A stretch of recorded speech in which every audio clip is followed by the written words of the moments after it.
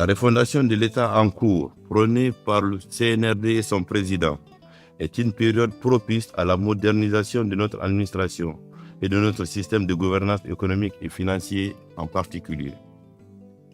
J'invite donc les responsables des administrations publiques à apporter des solutions innovantes aux procédures de prestation de services publics pour libérer les énergies créatrices qui participent à l'amélioration de la productivité d'ensemble de notre économie.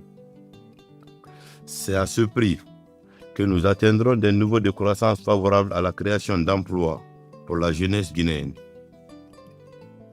C'est aussi un moyen d'outiller notre système économique et de préparer ses acteurs à mieux tirer profit des compétitions résultant de l'entrée en vigueur de la zone de libre-échange continentale.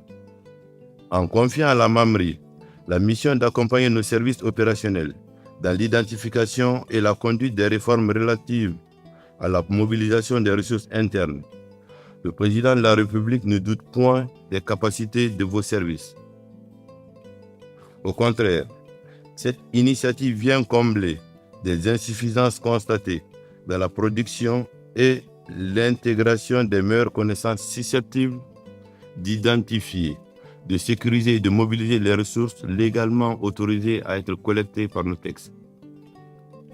C'est donc une assistance institutionnelle que la MAMRI apporte à vos régies et autres services générant ou collectant des ressources publiques.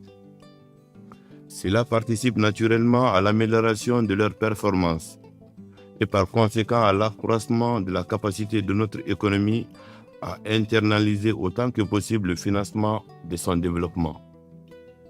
Enfin, je vous exhorte, chers membres du COPIL, à encourager vos services à plus de coopération pour doter notre système de gouvernance d'instruments appropriés pour une conduite efficace de nos politiques publiques. C'est sur ces mots que je déclare la présente session du comité de pilotage de la MAMRI ouverte.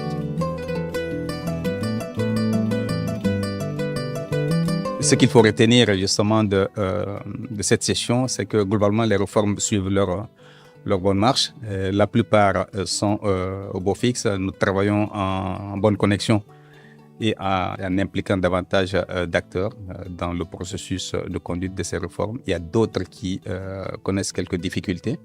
Le mandat nous a été donné de pouvoir les poursuivre, d'intégrer le maximum d'autres acteurs possibles pour qu'elles soient menées en intelligence et collégialement, pour que la réforme de notre système de gouvernance économique et financière soit une réalité.